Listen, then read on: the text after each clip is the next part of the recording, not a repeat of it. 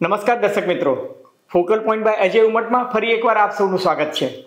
વડાપ્રધાન નરેન્દ્ર મોદીનો અમેરિકાનો 3 દિવસનો પ્રવાસ 21 સપ્ટેમ્બરથી 23 સપ્ટેમ્બરનો વિધિવત રીતે આરંભ થઈ ચૂક્યો છે અને આ અત્યંત ભયંકર, જેને કહી શકાય ને ભરચક શેડ્યુલ વાળા કાર્યક્રમમાં મોદી સાહેબનો એજન્ડા શું હશે?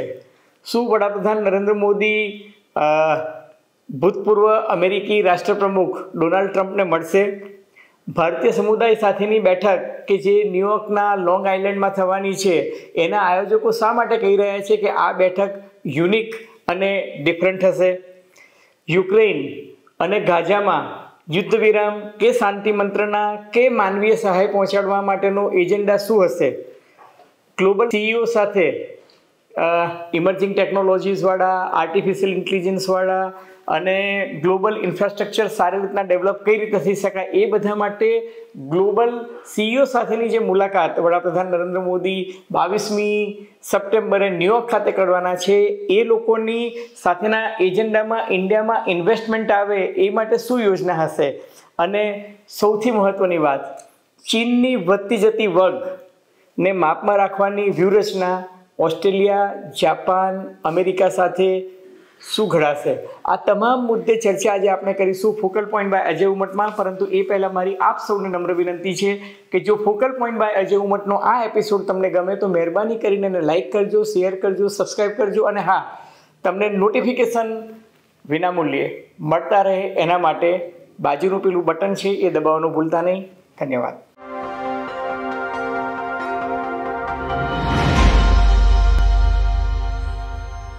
હા તો મિત્રો, 21મી સપ્ટેમ્બરથી 23મી સપ્ટેમ્બર એટલે કે 3 દિવસના વડાપ્રધાન નરેન્દ્ર મોદીના ભરચક કાર્યક્રમો શું હશે એ વિશે એક તો સૌપ્રથમ દ્રષ્ટિપાત કરી લઈએ.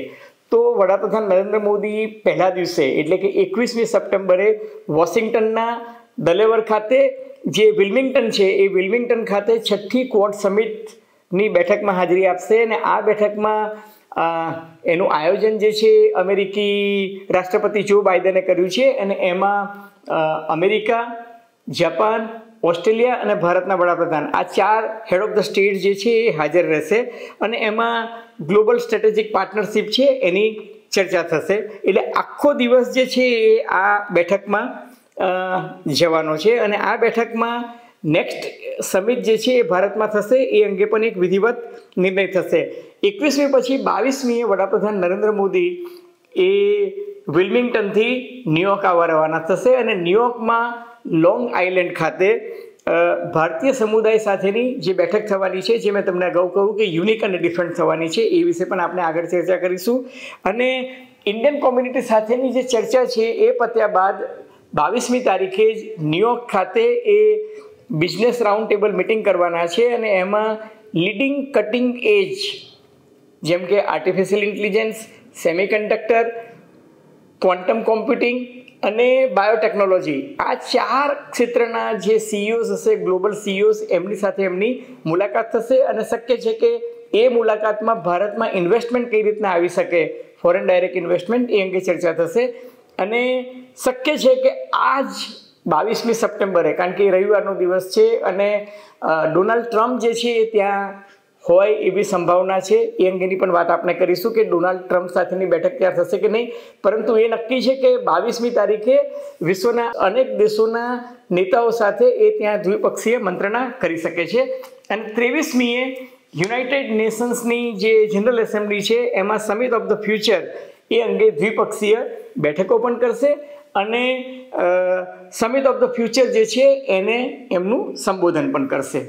તો મિત્રો, સૌથી પહેલાં 21મી તારીખે ક્વોડ, જે મેં તમને કહ્યું કે ક્વોડ્રિલેટરલ જે હેડ ઓફ ધ નેશન્સ, 4 મહત્ત્વના હેડ ઓફ ધ નેશન્સ છે, ભારત, ઓસ્ટ્રેલિયા, જાપાન અને અમેરિકા, એ લોકોની મિટિંગમાં શું થવાનું છે.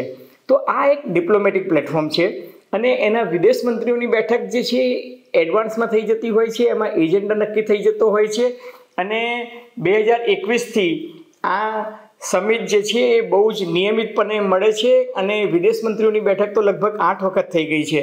હવે ચીનનો જે પ્રભાવ સાઉથ એશિયામાં અને સેન્ટ્રલ એશિયામાં જે રીતના વધી રહ્યો છે અને દરિયાઈ ક્ષેત્રે તમે જોવા જાઓ તો જેને કહે છે ને કે એશિયા પેસિફિક રિજન માં જે મેરીટાઈમ એટલે કે દરિયાઈ સરહદનો જે ઇસ્યુ છે એ દ્રષ્ટિએ ઓસ્ટ્રેલિયા, જાપાન, ઇન્ડિયા અને અમેરિકા ચાર જે મોટા દેશો છે એને ચીનની વધતી જતી જે નાગાઈ શબ્દો તો હું નહીં કહું પણ ચીનનો વધતો જતો જે પ્રભાવ છે એનાથી આ ચારેય દેશો ચિંતિત છે અને એટલા માટે જ આ બેઠક થઈ રહી છે જેમાં મેરીટાઈમ સિક્યુરિટી વિશે પણ ચર્ચા થશે, સાથોસાથ હાઈ ક્વોલિટી ઇન્ફ્રાસ્ટ્રક્ચર વિશે ચર્ચા થશે, પછી ઇમર્જિંગ ટેકનોલોજી વિશે ચર્ચા થશે અને હ્યુમન રાઇટ્સ, ટેરિટોરિયલ ઇસ્યુઝ જેમ કે ભારત અને ચીન વચ્ચે ટેરિટોરિયલ ઇસ્યુઝ છે, ભારત અને પાકિસ્તાન વચ્ચે ટેરિટોરિયલ ઇસ્યુઝ છે, ચાઇના અને તાઇવાન વચ્ચે ટેરિટોરિયલ ઇસ્યુઝ છે, ચીનને તો ઘણા બધા દેશો સાથે 26 જેટલા દેશો સાથે ટેરિટોરિયલ ઇસ્યુઝ છે એ અંગે પણ ચર્ચા થશે.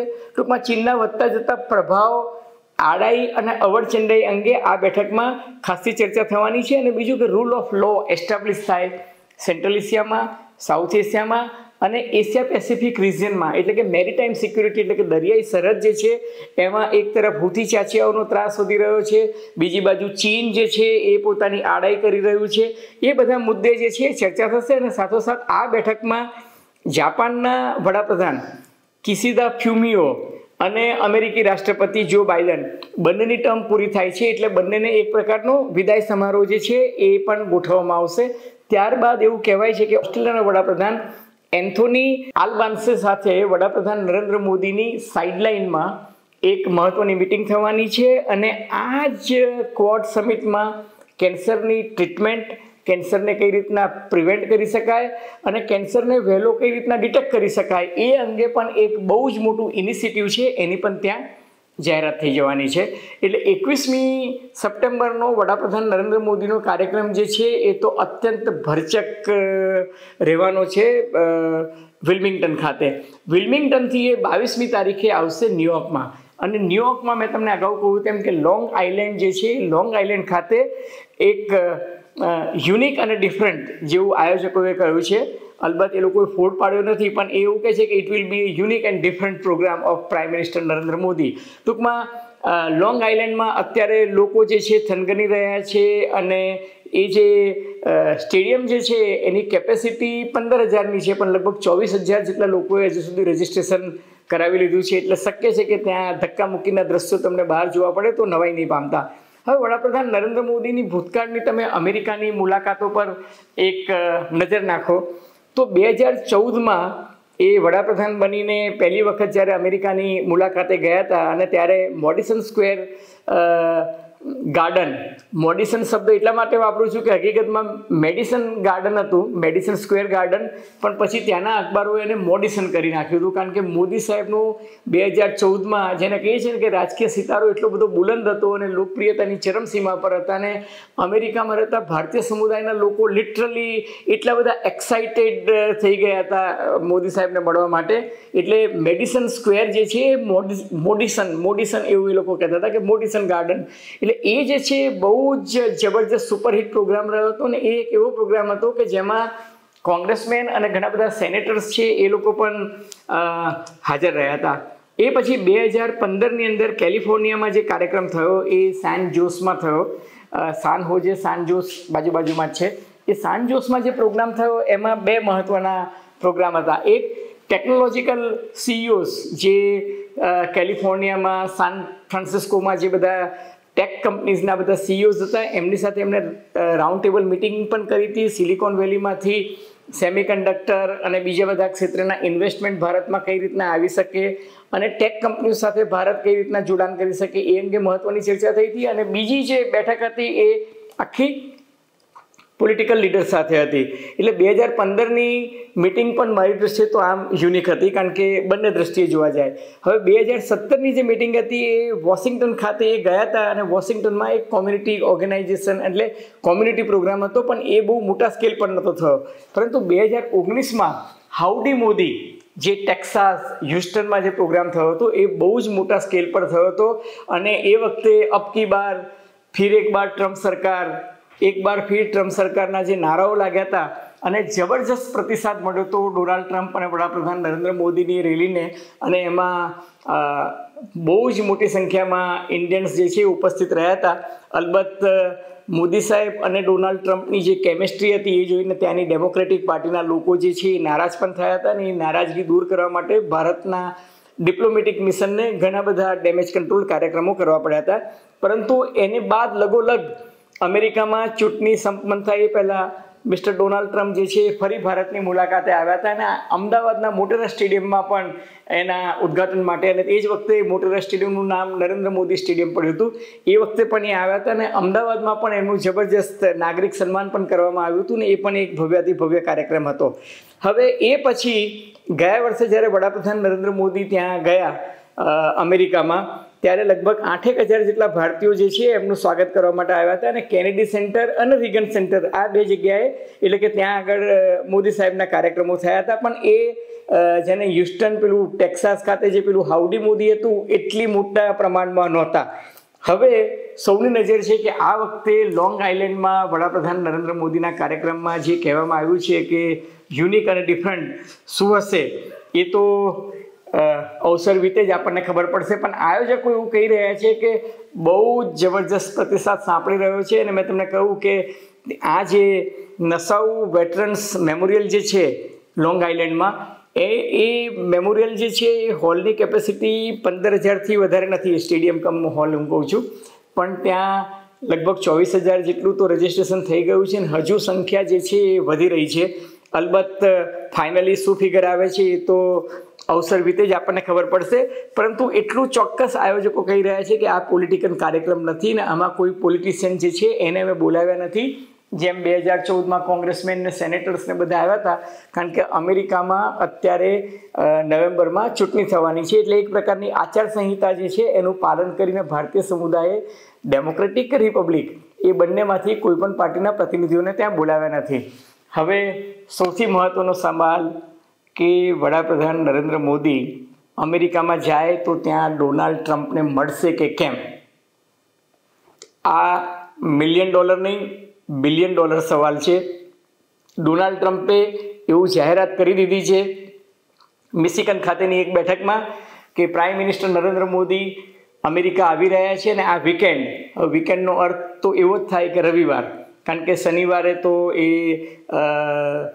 વોશિંગ્ટનમાં હશે. રવિવાર એકમાત્ર દિવસ એવો છે કે જ્યારે એ ન્યુયોર્કમાં થોડોક સમય કાઢી શકે, કારણ કે 23મીએ ફરી પાછું સોમવાર આવી જાય છે, ને 23મીએ વડાપ્રધાન નરેન્દ્ર મોદી, મેં આપને અગાઉ કહ્યું તેમ કે યુનાઇટેડ નેશન્સ જનરલ એસેમ્બલીમાં ફ્યુચર ઓફ ધ સમિટ, અને બીજું કે સાઇડલાઇનમાં બાયલેટરલ મિટિંગ્સ કરવા માટે વિશ્વના અન્ય નેતાઓ સાથે બિઝી હશે. એટલે શક્ય હોય તો રવિવારે જ વડાપ્રધાન નરેન્દ્ર મોદી અને ડોનાલ્ડ ટ્રમ્પ વચ્ચે મિટિંગ થાય. પણ આ મિટિંગ થશે કે કેમ? કારણ કે મિશિગન ખાતેની એક બેઠકમાં ડોનાલ્ડ ટ્રમ્પે તો કહી દીધું હતું કે હું PM નરેન્દ્ર મોદીને આ વીકેન્ડમાં મળવાનો છું. એમણે મોદી સાહેબ માટે એમ પણ કહ્યું હતું કે mister Modi is a fantastic man, અને કોટ એન્ડ કોટ કહું તો એને કહ્યું કે mister Modi is a fantastic man, a lot of this leaders are fantastic. Bharat જે છે એના વખાણ કરતાં એમને કહ્યું કે they are very sharp people, they are very sharpest of the people. અને પછી પાછું એવું પણ કહ્યું કે આ લોકો જે છે ને અમેરિકાથી કોઈ વસ્તુ જાય તો એના આયાત પર ટેરિફ બહુ નાખે છે, they are big abuser of tariff. અને પછી પાછું 21 વાસે કહ્યું કે ઇન્ડિયા અને Brazil they are tough in tariff but China is the toughest. અને પાછું એવું કહ્યું કે હું અમેરિકાનો રાષ્ટ્રપતિ બનીશ તો આ બધા સાથે એમ કે ડીલ કરી અને ટેરિફ ઘટાડવા માટેની વાત કરીશ. હવે અમેરિકામાં નવેમ્બરમાં ચૂંટણી છે, અને એ ચૂંટણી પહેલાં જો વડાપ્રધાન નરેન્દ્ર મોદી ડોનાલ્ડ ટ્રમ્પને મળે તો ભારતીય સમુદાય કે જે અમેરિકામાં વસે છે એના મતદાનને પ્રભાવિત કરી શકે. ડોનાલ્ડ ટ્રમ્પ તો ઉમેદવાર છે, અને એ ચોક્કસ ઈચ્છે કે મોદી સાહેબ સાથે જૂની દોસ્તી છે, એટલે એ દોસ્તી દાવે મોદી સાહેબ મને ચોક્કસ મળશે, અને એનાથી મતદાતાઓ જે છે અમેરિકાના થોડા પ્રભાવિત થઈ શકે. ખાસ કરીને ઇન્ડિયન ઓરિજિનવાળા જે ભારતીય સમુદાયના લોકો કે જે ત્યાં અમેરિકામાં સિટીઝન છે અને એ મતદાન કરી શકે. માહોલ બનાવવો એક વાત છે, અને મતદાન ડોનાલ્ડ ટ્રમ્પની ફેવરમાં કરવું એ અલગ વાત છે. અલબત્ત ભારતના વિદેશી મંત્રાલયના પ્રવક્તાને જ્યારે પૂછવામાં આવ્યું કે વડાપ્રધાન નરેન્દ્ર મોદી ડોનાલ્ડ ટ્રમ્પને ક્યારે મળશે, ત્યારે એમણે એવું કહ્યું કે ભાઈ વડાપ્રધાન નરેન્દ્ર મોદી પોતાના વિદેશ પ્રવાસ દરમિયાન એટલે કે અમેરિકાના પ્રવાસ દરમિયાન સંખ્યાબંધ નેતાઓને મળવાના છે અને એ નેતાઓને મળવા અંગેનો કાર્યક્રમ જે છે હજુ શેડ્યુલ જે છે એ નક્કી થઈ રહ્યું છે. એટલે એમ કે યોગ્ય સમયે જો શેડ્યુલ નક્કી થશે ત્યારે કયા કયા નેતાઓ સાથે મળશે એની જાહેરાત અમે યોગ્ય સમયે કરશું. ટૂંકમાં ભારતનું વિદેશ મંત્રાલય અથવા તો વિદેશ મંત્રાલયના પ્રવક્તા હજુ ખોખારીને કહેતા નથી કે વડાપ્રધાન નરેન્દ્ર મોદી ખરેખર ડોનાલ્ડ ટ્રમ્પને મળશે કે નહીં, અથવા તો મળશે તો ક્યારે મળશે, આ બેઠક ક્યાં થશે, શું થશે. શક્ય છે કે સિક્યુરિટીના કારણોસર પણ આ બેઠક અંગેની વિધિવત જાહેરાત થતી ન પણ હોય. અને એનું કારણ એ છે કે ડોનાલ્ડ ટ્રમ્પ પર 2 વખત હુમલા થઈ ચૂક્યા છે અને વડાપ્રધાન નરેન્દ્ર મોદી જ્યારે વિદેશ જતા હોય ત્યારે કેટલીક બાબતો ગોપનીય પણ રાખતા હોય. પણ એવી સંભાવના છે કે વડાપ્રધાન નરેન્દ્ર મોદી અને ડોનાલ્ડ ટ્રમ્પ વચ્ચે મિટિંગ થશે, કારણ કે ડોનાલ્ડ ટ્રમ્પે પોતે સામે ચાલીને કહ્યું છે. અને બીજું કે બેલેન્સિંગની દ્રષ્ટિએ જોવા જઈએ તો 21મીએ એ ડેમોક્રેટિક પાર્ટીના આમ રાષ્ટ્રપતિ અમેરિકી પોટસ અથવા તો પ્રેસિડેન્ટ ઓફ અમેરિકાને મળતા હોય તો ડેમોક્રેટિક પાર્ટીના વડાને મળ્યા છે તો રિપબ્લિકનના વડા તરીકે અને પૂર્વ રાષ્ટ્રપતિ તરીકે ડોનાલ્ડ ટ્રમ્પને મળે તો એમાં અજુગતું કાંઈ નથી. અલબત્ત એક વસ્તુ નક્કી છે કે વડાપ્રધાન નરેન્દ્ર મોદીનો આ પ્રવાસ જે છે એ બહુ જ મહત્ત્વનો છે ભારત માટે. કેમ મહત્ત્વનો છે તો વ્યૂહાત્મક દ્રષ્ટિએ જોઈએ તો ચીનની વધતી જતી વગ જે છે એને ખાળવા માટે ભારત, ઓસ્ટ્રેલિયા, જાપાન અને અમેરિકા આ 4 દેશો વચ્ચે જબરજસ્ત વિચારદોહન અને ચિંતન થવાનું છે. કારણ કે ચીન સૌના માટે જેને કહી શકાય ને કે એની અવડચંડાઈ છે એ સૌને આંખમાં કણાની માફક ખૂંચે છે. એક તો ચીનનો ઇસ્યુ છે. બીજું સૌથી મહત્ત્વની વાત એ છે કે એશિયા પેસિફિક રિજિયન જે છે ખાસ કરીને દરિયાઈ માર્ગ એ ઓપન રહે અને ફ્રી રહે એ માંગણી આ 4 મોટા દેશો કરી રહ્યા છે. એ પણ સૌથી મહત્ત્વનું છે. ત્રીજી મહત્ત્વની બાબત એ છે કે યુક્રેનમાં જે યુદ્ધ ચાલી રહ્યું છે, રશિયા અને યુક્રેન વચ્ચે જે યુદ્ધ ચાલી રહ્યું છે અને એ યુદ્ધમાં શાંતિ મંત્રણાથી એનો ઉકેલ કઈ રીતના આવી શકે, શાંતિપૂર્ણ રીતે વાટાઘાટો કઈ રીતે થઈ શકે અને ત્યાંના લોકોને માનવીય સહાય કઈ રીતના આપી શકાય.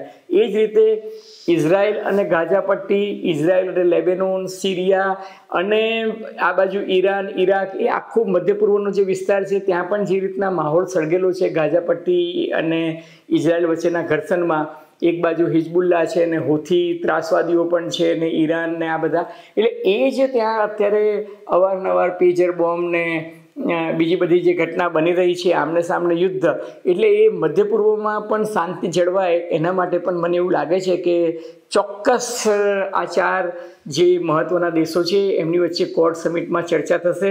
અલબત્ત આગે આગે દેખો હોતા હે ક્યાં.